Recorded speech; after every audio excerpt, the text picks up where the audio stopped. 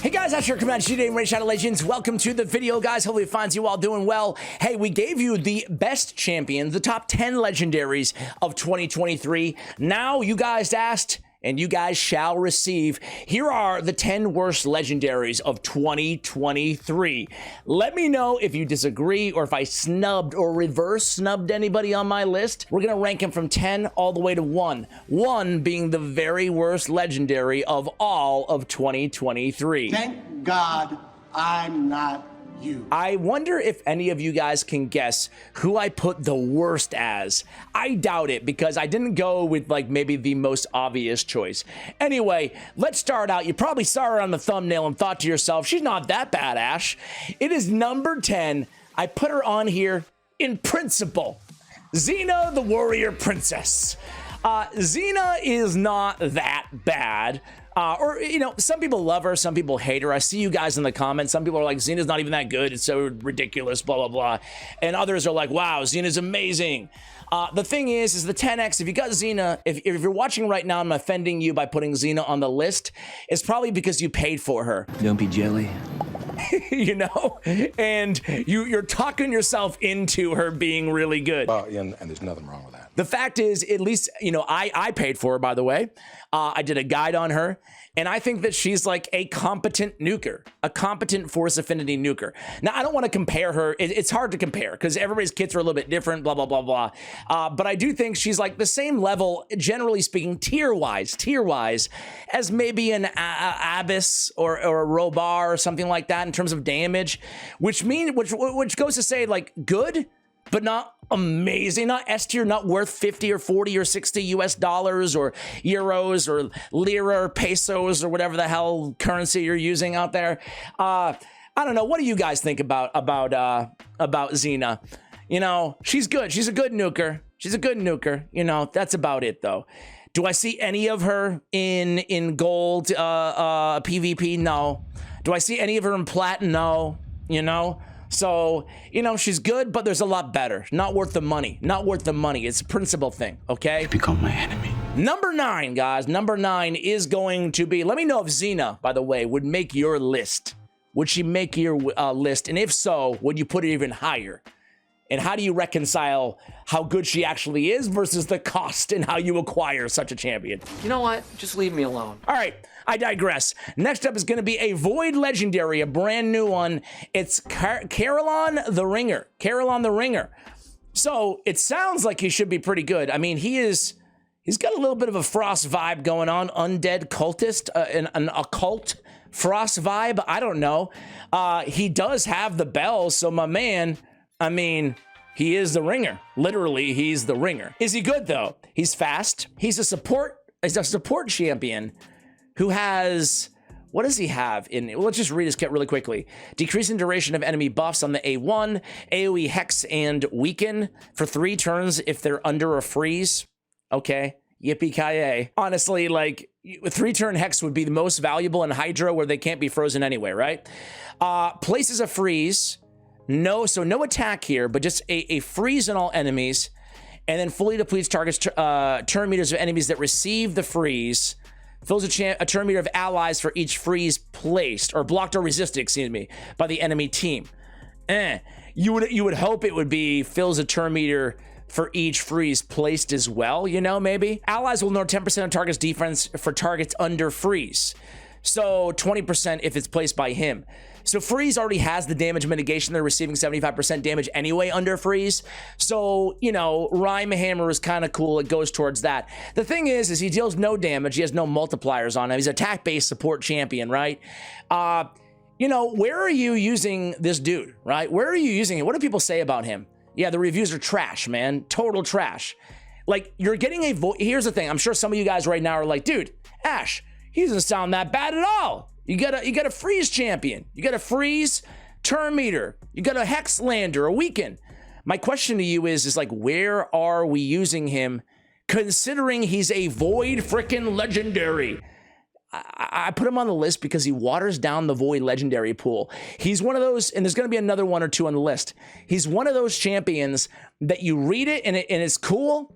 He has speed in arena battles, so you're supposed to use him in the arena? Give me Gurgle the freaking Augur, man. We have enough underwhelming freeze void legendaries. We're all set with another one. I made my point. Okay, number 8 is gonna be none other than Timoth the Fool. Timoth the Fool and Kaja the Rai are our companion champions. I like Kaja the Rai quite a bit more. Timoth the Fool was a fusion. I pulled him after the fusion. He's an HP-based champion. He's got kind of a cool kit, but Kaja really needs to be on the same team to get the full activation, right? Kind of like a Jett the Giant type thing, right? Where you really need Alsgore Crimson Horn to get the most out of Jett, and she's almost kind of meh without him. Same thing with Timoth the Fool, in my opinion. He's decreased the duration of ally buffs on the A2 by 3 turns. Might as well just have her remove all buffs. Come on, man. Again, this is on a 4-turn cooldown. Let's say it's 4-turn cooldown. If there are no enemies with buffs, grants an extra turn. In this meta, everybody always has buffs, right? So, and if you're not decreasing the duration, then what is the ability good for? You know, it's like, okay, grants an extra turn and a mediocre AoE attack that does nothing. It's what I am built for, isn't it? Okay, then he's got an AoE increased accuracy, true fear on enemies on a 4-turn cooldown. Now, this ability is quite a bit better. That's why he's only number 8 on the list and not number 2 on the list. But, you know, you're looking at a legendary champion for an increased accuracy, which is a lot more available now in the game than it was back in the day. The true fear is nice. It's a 50-50 shot on a 4-turn cooldown. Not a lot of damage from this dude. I don't know. You know, what is his place? Where are you running this guy? Not a trash champion, but, you know, the truth of the matter is, guys, by the way, if you have a problem with anybody being on this list, I want to hear who else you'd put from this year on the list instead. Because thankfully, I'm not complaining here, there was a lot of good champions, but there's a lot of bad ones. And I feel like we're getting now into maybe another echelon of bad, right? I'll let you guys, there's 3 tiers on this worst list. Entering into a new tier, we have a Lady of Irth. Lady of Irth looks really cool. I don't know, maybe she could like pass for an epic champion or maybe a rare even by the design, but I like the aesthetic nonetheless. She fits with the Silver Watchers beautifully, right? She's got really good base stats. Okay, what is she doing? She's activating a continuous heal on allies with less than 85% HP. It's not a bad A1 ability. Then why am I here? But that is the highlight of her kit. That's the bummer, right? She's cleansing a single target on a 3-turn cooldown, healing them. It can be critical. Okay, so you got an apothecary or a Gurptuk Mossbeard type A2, single target, whatever. You got to strengthen and a continuous heal. That's it. Strengthen. I mean, it's not bad, strengthen and continuous heal, but it feels to me, this feels like an epic kit, right? Plays a shield buff equal to 15% of the champion's max HP on the ally lowest HP for 2 turns at the start of a turn. Not bad. 1-turn cooldown when booked. Just like, she feels so epic to me. So epic-like. What about you guys? All right, moving on to number 6 on the list is going to be Tatsu. Now, Tatsu, the cool thing about her is there's actually a reason. There's a reason now to actually be excited about Tatsu, and that is to fuse Lady Mikage, right? She's supposed to be, I think, an arena champion, but she's pretty trashy, I think. And who are you exactly? A 2-time hitter, transferring debuffs on the A1, an AoE on a 3-turn cooldown with decreased resistance and sleep, turn meter fill. Okay. You've got a real attitude problem. She's got a single target, 2-time hitter on a 4-turn cooldown. Before attacking, removes buffs, increase attack, increase crit damage on this champion. If it kills an enemy, why not just give them, she's not even that hard hitting. Why not give those buffs to her ahead of time before she attacks, right? How about before attacking, removes all buffs, places an increased attack and increased crit damage? How about that? Or something like, I don't know, grants an extra turn. Her kit, again, is just super, to me, is super underwhelming. For me to not put her on the list, right? She would have to have insane damage, and she doesn't. There's no ignore defense in her kit. There's nothing like that, right? So to me, she's incredibly underwhelming. I mean, her scores are pretty meh. Arena offense at a 4.2. I think that's even high personally. Let's move into number 5, guys. Moving into number 5, it's a Skinwalker. I did not go for this one, but some of you guys did. The bear. I am Poe. It's Bambis. It's Bambis 4-leaf. So a very complex kit that I'm not going to waste your time reading. You're welcome. Complex kit that it makes you think.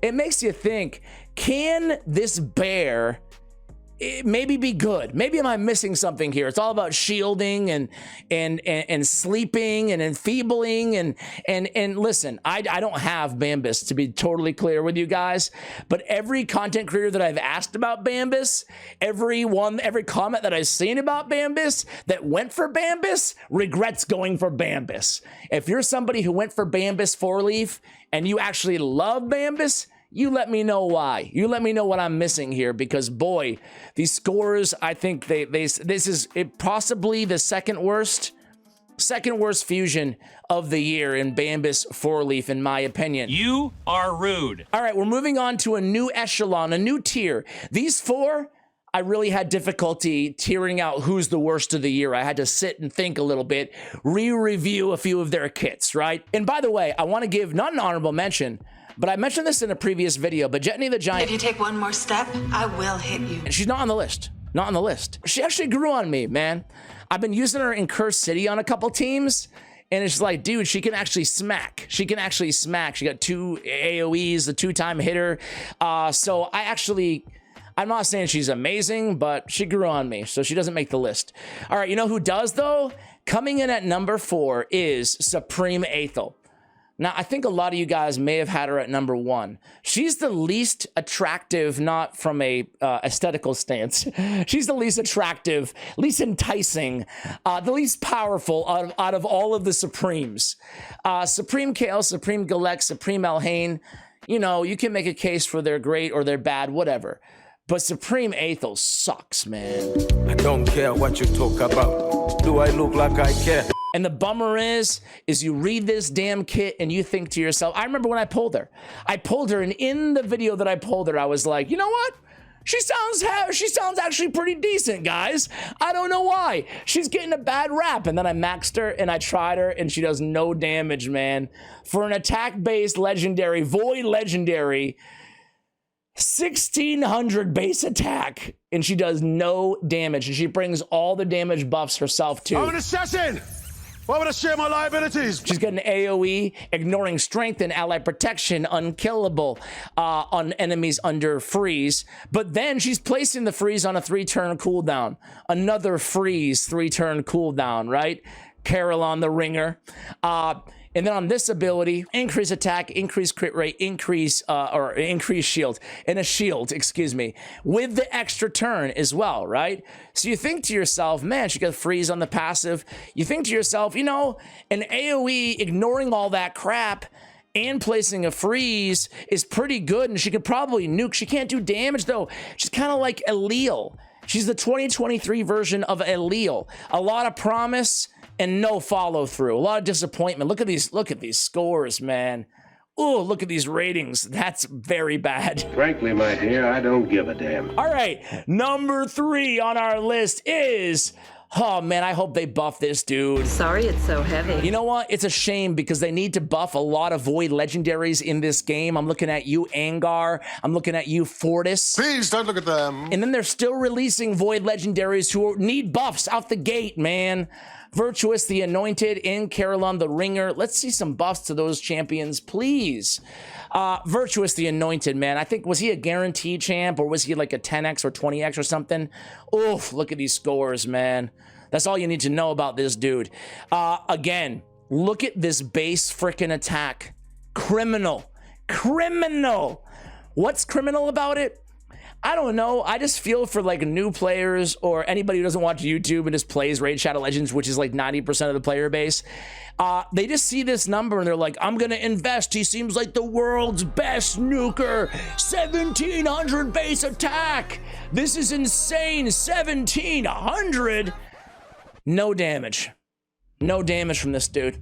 AoE before attacking, removes increased defense, ally protect, strengthen, can't be resisted, 30% of target's defense. This seems like it should be the most insane nuke in the game, man.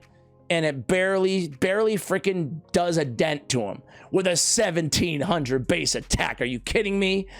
I don't know. That's all you need to know about him, man. He just needs a damage multiplier buff. That's all he really needs, you know?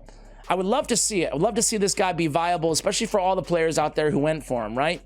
All right, number 2 on our list, guys. Number 2 is going to be none other than the cow.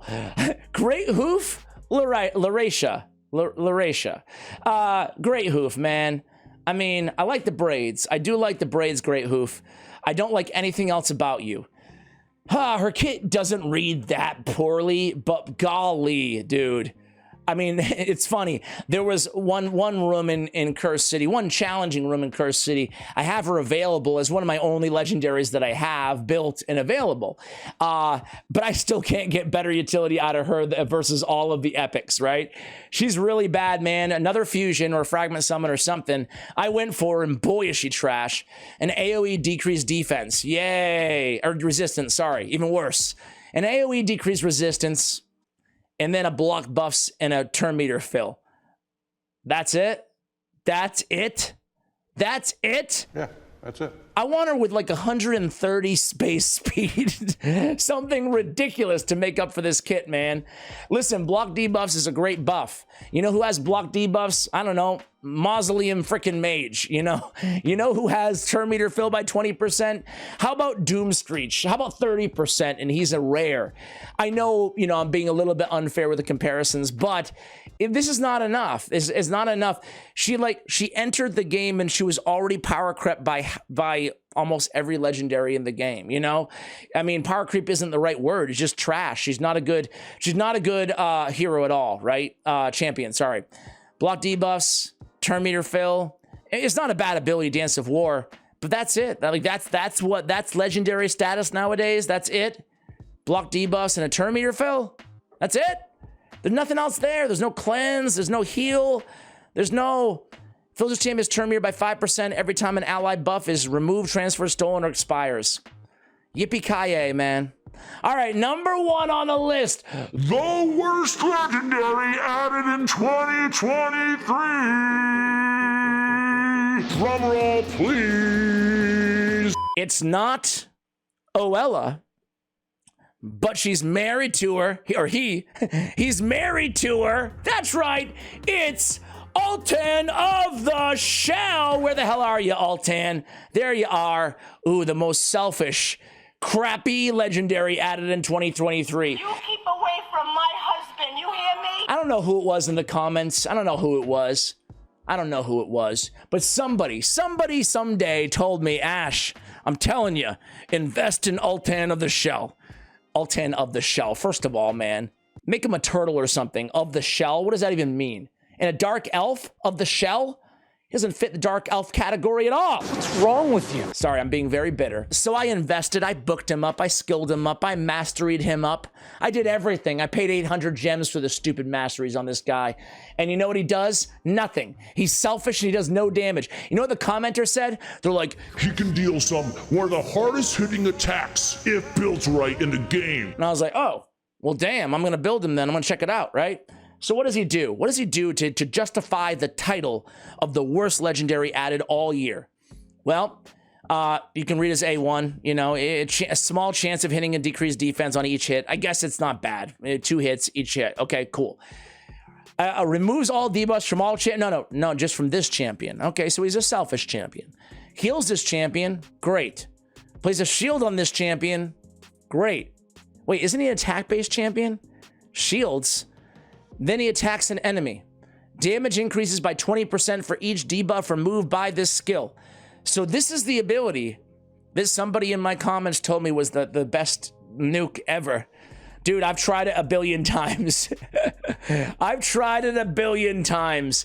I've tried removing all the debuffs I possibly can. It's not that hard hitting. And he's a 1553 base attack too. Oh, he has an AoE attack on a 4-turn cooldown with a sleep that does no damage.